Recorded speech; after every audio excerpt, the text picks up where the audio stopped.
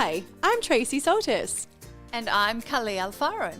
And you're listening to the Mind Body Studio, a place for anyone who wants to reach their full potential, thrive, and create a life filled with vitality. Each week, we'll bring you our expertise, giggles, and a splash of quirky to explore real and relevant topics to help you along your life's journey. We'll bring you science, psychology, and practicality to real life issues. So, thanks for listening. We know you're going to love it. Okay, how you doing today? I'm great. How are you? Welcome everybody to our chat. We're going to have an awesome chat today about how you can make long-term lasting change. I think this is one that applies to a lot of listeners. Wouldn't you agree? Absolutely. How many people make like New Year's resolutions and never stick to them? Yeah, but sometimes I guess it's just because it's outside the scope. They haven't really planned it out. They haven't really looked at that and worked out why. I think when I was thinking about talking about this today, what really comes up for me a lot is that people don't know why they're making a change. Like, what does that look like? So if you say, oh, I'm going to stop doing something or I'm going to incorporate something, it's like, okay, but why are you going to do that for? Like, do you know why you want to do that? Like, what are the benefits? What are the negative consequences of that? And yeah, really understanding the background of why you want to make that change. I think for me, that's a really big one. 100%. And I motivate all of the people that I work with to really understand themselves better, to understand what their value systems are, what their dreams are, what they actually believe in. So knowing your why is an absolute key to your success in creating long-term change. And I made a very, very personal and significant change maybe 5 years ago now. And my why was massive, and that was the most important aspect in making my change. So I absolutely believe wholeheartedly that knowing why you are doing things will really, really inspire and motivate you to keep going with your changes. And I think when we're looking at why, it's really important to write those reasons down, because what I find is that when people are making long-term change and they might go, okay, these are all the reasons why I want to make that change, there's always going to be a challenge down the track. And you always need to reflect back into those reasons of why am I actually making this change to kind of keep us on that path. Because I think that's where people kind of get lost, is that they go, oh, there's a challenge, there's an event that's come up, there's a trauma, there's something that's kind of diverted them off that path, and then they forget the reasons why they were doing it in the first place. And it's so easy nowadays to make excuses to put things off. Like I hear so often, oh, I'm going to start my diet after the wedding, or, a friend's wedding, not your own. Generally people go on a diet for their own wedding. Or I'm going to stop drinking, after all of these parties. And when you align to your why, if you're having health issues or you've had, significant life being impacted by the change that you are wanting to make, like there is no external circumstance that is big enough to make you not want to change straight away. So yes, yeah, definitely. I find it difficult to kind of take a change seriously if it's said and someone says, oh, I'm going to make this change, but I'm going to make it after this date because I don't want to miss out on something, or I want to be part of something going on, or, there's always an excuse. And I feel like if that change is really important to you and it's something that you really want because you know the benefits, and that could be coming from anything. It could be health related, mental health related, physically, emotionally. There could be so many different reasons why you want to make this change. At some point, you need to get to a space where you go, you know what, there's really nothing stopping me from making this change. It doesn't matter what events are coming up or what friendships, unfortunately, might be lost as a consequence to this change. Or affected. I know that I need to make this for myself because it's going to make me happier.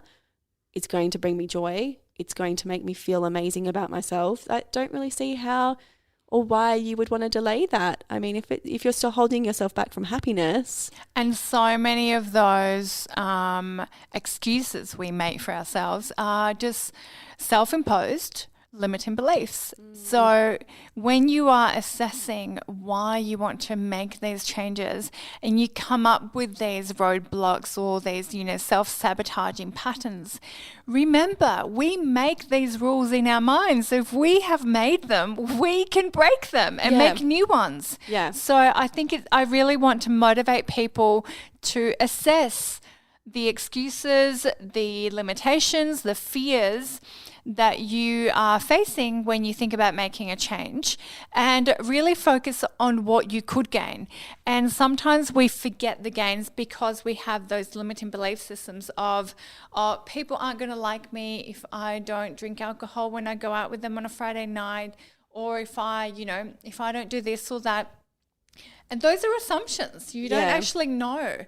And if your health is more important to you, or you're making changes to improve your mood and your well-being and your relationships, that internal sense of wellness is going to be so much greater. The benefit you're going to get from that is going to be so much greater than any perceived loss that is going to drive your motivation to continue that change. Don't you reckon, Trace? Oh, 100%. I mean, from a personal perspective, and you've known me for quite a while now, I haven't had any alcohol for nearly 3 years, and that did come from a big change for me, because alcohol, I think, and although I didn't have an issue with alcohol, I didn't get to that point, but I was taking the edge off every night because I felt like I needed something to wind down. And that's when it rang alarm bells for me, because I got to, I just become a new mum, and being a new mum is full on. And so when the baby would go to sleep at night, I thought, oh gosh, great. I need a drink, to let all the stresses and the worries of the day kind of let go and just wind down and relax. But then I was thinking, hang on a second. After this pattern continued for a while, I was like, what am I actually getting from this? Because it's not actually making me feel any better. I'm waking up feeling horrible in the morning. I don't feel great. I actually needed to start reflecting inward and go why am I actually having to resort to a substance to make me feel better about my situation? And when I did that and I realized that I was using it as a Band-Aid, I went, whoa, hang on a second. I actually need to make some changes. I don't have any self-care at all. I wasn't doing anything for myself. I wasn't even having a bath, there'd be days where I'd be lucky if I got out of my pajamas, because that's what it's like when you're a new parent, right? Those little achievements, you've got to kind of pat yourself on the back and go, hey, you did that. You got up and you got out of your pajamas and you had a shower and you made it, and that's awesome. But yeah, I think when you're starting to use it as a Band-Aid and you're not reflecting inward to really see what the key issue is going on, I think that's what you really need to start looking at and focusing on is, why am I actually using this to cover something up? And that was my situation. And that's why I stopped straight away. It was an instantaneous decision. The moment that I realized that pattern was happening and that I was using it as a Band-Aid, I stopped, because I was like, wow, I really need to reflect inwards and find out what's actually going on with myself. And one of the most important aspects in any change on any level of consciousness is self-awareness. And in order for you to be self-aware, you need to stop and take stock of really, really assessing why you're doing the things that you're doing. What are the motivating factors? What's reinforcing this behavior? What gains are you getting? And I really want to motivate our listeners out there to think about, don't use the excuse of, I've always been this way, so I can't change, or my partner does this, or this is what my family does, or everyone in my family does this. I want to really motivate and inspire people. Live your own life, create your own traditions and changes so that you can honor yourself in the best possible way. When you honor yourself in the best possible way, you are so much more vibrant. You are happy. You give people so much more, right? 100%, yes. So important to take that time out. go inwards and assess, why am I engaging in these habits? Why am I spending time with these people? Why am I exercising or not exercising, feeding myself in a particular way, or not asserting my voice and standing up for myself? Like, so incredibly important to take that time out. People spend more time planning their holidays than they do assessing themselves. Can you believe that? I know, because we're always looking for that external fix. Don't you reckon? It's You like, have to oh my be. gosh, I have to get away from all of my worries, so I'm going to plan a holiday and go somewhere else. You have to be in your mind 24/7. I know. You want to make that space the most amazing space you ever want to be in. Yeah. Absolutely 100%. Yeah. And so I want people to understand that the brain is plastic. Neuroplasticity is a thing. You can create changes in your mind and in your body that are physical changes. So important for you to be honest and realistic with yourself in terms of why you're doing this, what you want to achieve, what you think the gains are going to be, and how you can go ahead and do it. Having an accountability partner or a support mechanism is really, really important in the whole process. Setting up small wins and celebrating those small wins is so incredibly essential in the success of you integrating long-term changes. This allows you to create a sense of success, and then you start having this positive neuroassociation to the activity that you're trying to implement as a habit, because you are celebrating these little small wins. I remember when I was writing my book, and it can be a really lonely process, right? You're sitting there behind a computer. Some days it would flow. Some days it would feel like I'm just staring at the screen and I'm just like dumping words on the keyboard. And you just celebrate whether I had written 5 words that day or I had smashed out a whole chapter in the morning and then felt amazing. I celebrated every single day that I showed up for myself. Yeah. Because I had my eye on the goal, Yeah. and I knew that every tiny step was a step in the right direction. You can never fail if you have that mentality. You show up to yourself and you give your best, and I want people to understand that your best may be 2 out of 10 on one day, 10 out of 10 the next. It doesn't matter. You keep your eye on your goal and you celebrate every tiny little win. That kind of celebration secretes all of these happy, amazing chemicals that makes you associate that activity to you feeling good. Yeah. And I feel like we've, established now, I guess, the long-term change and where it starts from. So we really need to make sure that it's a change that we definitely want to start with. We definitely want to know the whys. And we want to have a look at whether we're making that change because we think we should or because we know that we want to. And once we've got those elements kind of sorted out and we know that that's something we really want, we need to start setting some realistic timeframes. So at what point do we want to say, okay, how long is this change going to take me? What steps do I need to put in place to make that happen? And how does that look? Because there's no point in going, I want to lose 20 kilos, but I want to do it in 1 month. Like, it's just not going to happen, right? Unless you starve yourself, which we do not recommend. We definitely don't recommend that at all. The change has to be sustainable so that you can maintain it, right? We're looking at long-term, lasting, healthy change. We're not looking at short-term fixes. And I say that like on repeat with my clients, is that we need to have a really solid starting foundation when we're doing these things. We need to set ourselves up with really good support systems, really good understanding of what our goals are, setting a good time frame so that if there's anything that comes up along that way, you've got support that can help you along the path so that if you do drop off for a little bit, you know what you need to reach out, what you need to do, how you can look after yourself so that you can get yourself back onto that path correctly. And so no, we're not looking at short-term change. We're looking at long-term changes. And so that requires a lot of commitment. And we know from a neurological perspective as well is that if we've been doing something a certain way for a really long time, we actually need to change the pathways in the brain to compensate for this new change that we're making. So it's not going to come easy. We have to rewire ourselves. We have to change the way that our synapses are actually working in the brain so that we can actually make that change more fulfilling in a long-term sense. And Kali's put her hand up again. Yes, yes, how may I help you? I really want to help our listeners understand, how do you rewire your brain to create long-lasting change? And one of the things that you expressed is so crucial, because I see this in my practice and in my personal life every single day.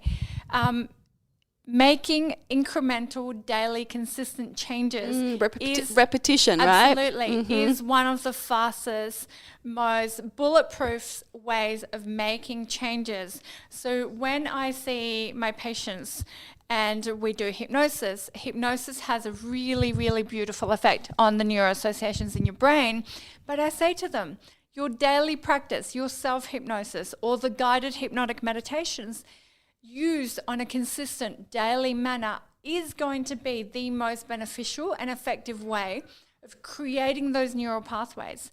And when you are feeling that you don't want to do what you have committed to implement those changes, when you're feeling hard done by, when life really sucks, that's when I want you to do it the most, because that is you breaking old habits. That is you keeping your eye on the goal and knowing that you have skills and you are implementing those skills to break through those patterns. I remember when my mum was in and out of hospital constantly in my early 20s, when she was suffering from cancer and depression, and I was having a really, really hard time.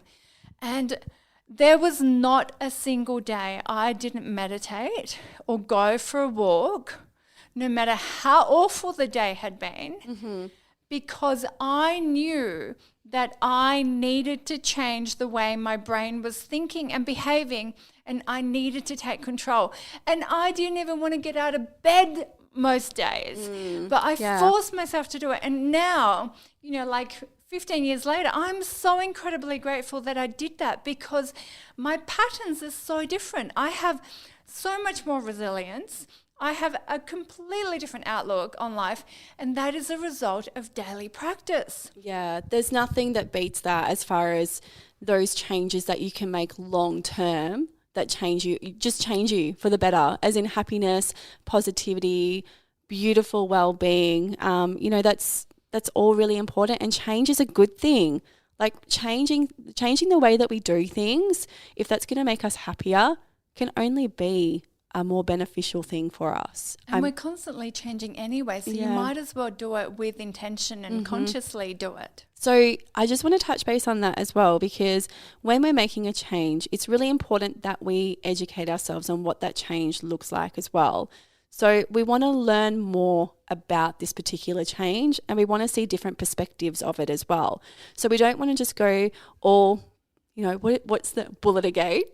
Bullet a gate? Is it right? I always come up with these things and I'm always wrong. Like an elephant in a a bull in a china shop. No, is that right? I don't know. Anyway, we don't want to go all guns blazing. See, I'm so terrible at coming up with these. Like, English honestly, is my second language. I can't help you with that.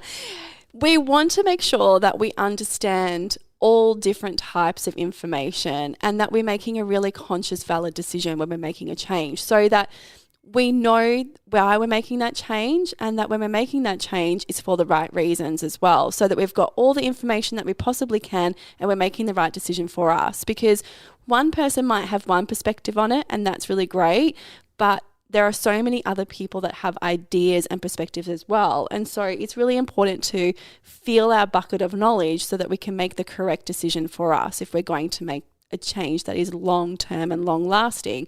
So I definitely encourage people to go out there and to explore different forms of information around a particular change that they want to make, so that they've got all of that information and they can make a well-educated decision on that as well. I love that, making well-informed choices and decisions. It allows you to genuinely take control of your life. You are being responsible for your life. You are no longer a victim of your circumstances. Yeah. So we want to motivate people to no longer be a victim of your circumstances, no matter what they are. And we know that there are a lot of people out there going through really, really difficult times. And we're not saying this is easy, but there are things you can do to really implement those changes. And having someone to support you, an accountability partner, making reasonable goals that you want to achieve, and knowing how to implement those changes, and allowing yourself the space and the opportunity to not get it right. I'm not even going to say the word fail, but not get it right. And you learn. You're going to get knocked down, you get back up, and you keep walking and you learn. And the quicker you get back up from being knocked down, the more resilient you're going to feel, the better, the more in control you're going to feel. So you continue moving forwards. You continue having your eye on the goal, knowing why you're making these changes, and you allow that to be your driving force. Yeah. And it's beautiful when you do that. When you achieve something, don't you reckon, Trace? Yeah. It's like one of the most satisfying feelings when you've achieved something that you really set yourself out to do. It just feels so good. There's no amount of money in the world that can give you that sensation. Absolutely not. But I want to touch back onto what you just said about the universe. And, the universe is going to throw you curveballs. If you're on the right path, it's going to throw you curveballs to challenge you, to see if you are actually making this change for the right intentions as well. So you're going to have difficult times, and you're going to have times when things don't go to plan, and that's okay. Instead of looking at it as a negative, look at it as an opportunity to put the things that you're learning into practice, because that's really important as well, is that you're making these change, and nothing is permanent. Things are going to change. The future is not set, so you have no control over what's going to happen. Let's not get into quantum physics right now, okay? Let's not get into quantum physics. Let's stay away from that and keep ourselves on track with something very easy and simple, Kali. Okay. So, yes, the universe is definitely going to throw you curveballs. This happens in my office all the time, because that's basically what we do, is we're setting out intentions of what we want to achieve, how we're going to achieve it, why we're going to achieve it, and what the outcome of that is going to be. But on this journey, people have situations come up all the time that, can knock them, and they can get quite shocked by that. So, and sometimes, can I add to that, because that just brings me to a really, really important case that I'm thinking about. Yeah. Sometimes when you're trying to make really healthy changes, and you have something really challenging happen in your life, or a traumatic event, it's most likely you will revert to old patterns. This is not failure. This is just your brain doing and taking you to what is most familiar, which is why daily practice is so incredibly important. Because if you continue to push through it, you might have a fallback, or you might, have a couple of days where you didn't eat well, or you didn't exercise. You just get back up. You get back up. You pick yourself back up, and you keep going. Yeah. Because your brain will automatically revert to the most familiar patterns within you. So, but if you are doing this in a well-supported way, it should give you an opportunity to be mindful as well, and to pause, so that when something difficult does come up, you go, okay, yes, this is a really shitty situation. Hang on 1 second before I revert to old behaviors. I'm just going to pause for a second and see how I want my new self to start reacting and going forward with that as well.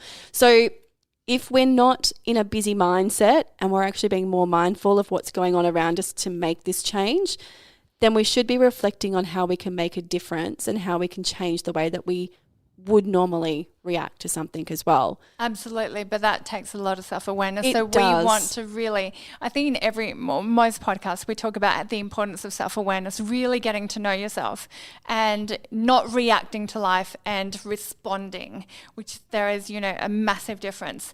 And the other thing that is really important to state is that oftentimes we know we need to make a change, and we don't make that change for whatever reason.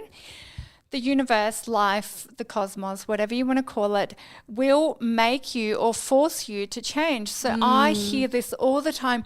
I knew I should have gotten out of that relationship.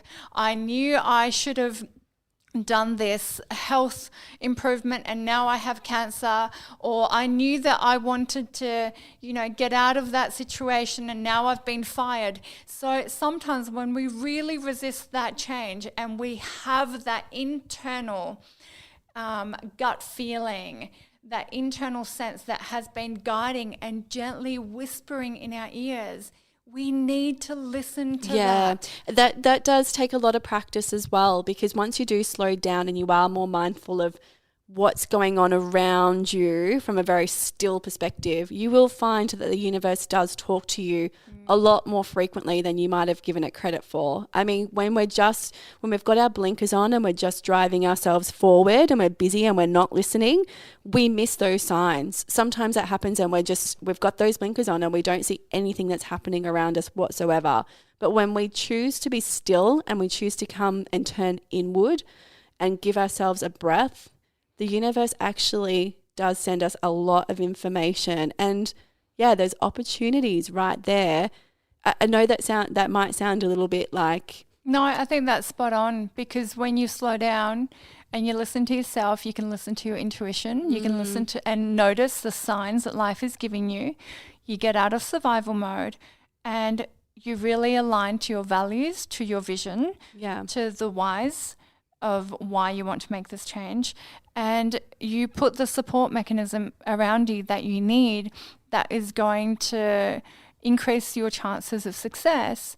And once again, daily practice, tuning in, checking in with yourself, sharing your wins, sharing your struggles, creating that support system around you, and really keeping your eye on the goal. Keep moving towards it. Yes. All right, so I'm just going to do a little recap because we do have to finish up quite quickly today. So if I could get anything out there to our listeners, it would be understand why you want to make a change. That's priority number one. Okay, gather your resources, make sure that you are getting support networks around you so that you can really make this change a really long-term, healthy, long-lasting change. Be realistic about the timeframes as well. Don't put so much pressure on yourself, because there are people out there that do like to self-sabotage in that sense as well by setting unrealistic timeframes on themselves that they go, you know what, I didn't make it, so I must be a failure. No, let's just bring that right back to basics and set some realistic timeframes with really good resources and support systems around you. And know that the universe is going to throw curveballs at you. That is going to happen. That's part of life. And unfortunately, negative things do happen and they do try to throw us off course. But having good support networks around you will help you get back on track as soon as you possibly can. And daily practice, self-awareness, and celebrating your small wins. Yay! Okay, cool. So I hope that everybody took a lot from our talk today about making long-term lasting change, and we'll be back to you guys next week. See ya!